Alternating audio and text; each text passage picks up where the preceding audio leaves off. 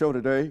We're talking to Reverend Walker, and the topic is youth violence. And of course, Reverend Walker, before we had our final commercial break, we promised that we'd give you an opportunity to talk about the New Beginnings organization, because I think the last time that you came to us, that organization was playing a very, very significant role in terms of dealing with youth violence. And let's have you to talk about that organization. Oh, absolutely.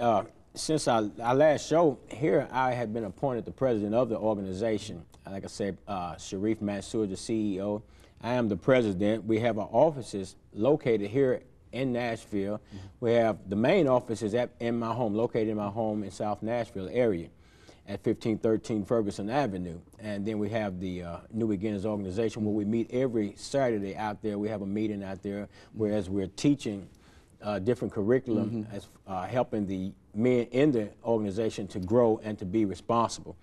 But our objectives are to help the children and teenagers and to help them correct their errors in thinking, to be able to be that somebody that's going to be able to cause a change in the devastation that are facing our youth today. And we offer tours into the prison system.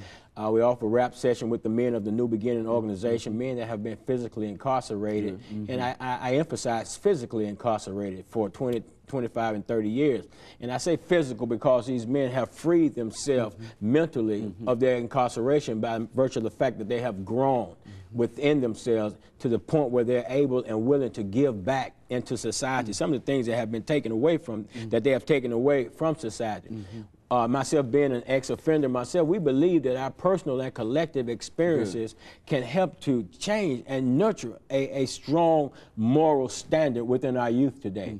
We want to just take what we have gone through, our experiences, and bring those youth before us and just share those experiences with them and talk to them in different subject matter that we deal with our youth on, the importance of obedience to parents and authority figures, respecting self and the rights of others, because you find out that there's not a lot of that going on out there. They don't have that respect. And you know, when you got family unity and community obligation, that, you know, we have to teach our youth to unite as a family, and realize that we have an obligation to the community in which we live in, to take care of it, to keep things going on, to make sure things are in order in our community, and not just sit back and allow whatever to happen, you know. And that's what's happening a lot of times, that our youth are just sitting back, and adults as well, sitting back and allow whatever happens to happen in our community, and we have a community obligation also. Reverend, you know, you mentioned, I think you mentioned something earlier, and I'm just curious about this, because you mentioned that about this whole business of hanging pants, you know, the pants that drop down below their waist and whatnot.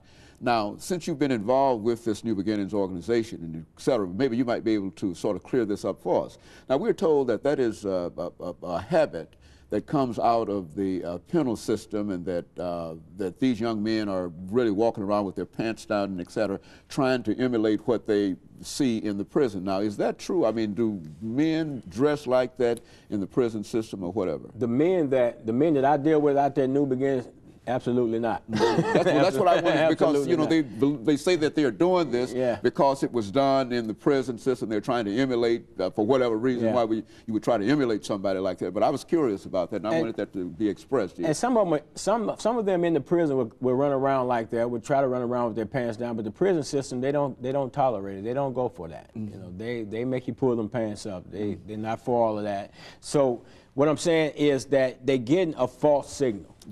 It's a false signal, and I don't understand why anyone would want to walk around with their clothes hanging off of them anyway. It's just an indecent. It's just something that, to me personally, just doesn't make any type of sense whatsoever, you know. And I think that has a lot to do with a lot of these young people getting killed too. They're out here on drugs. There are a lot of guns in our communities and stuff like that. Then they're running around here. They're getting in arguments and confrontation with one another. And then somebody pulls out a pistol. You try to take off running, and your pants falling down. You're trying to run, and your pants trip. You fall, and you're getting killed. And I think a lot of that's what's happening out there because of that type of stuff. And I do know for sure that what we need to do is to make a difference. We've got to reach out to our youth, and we've got to stop being afraid of them.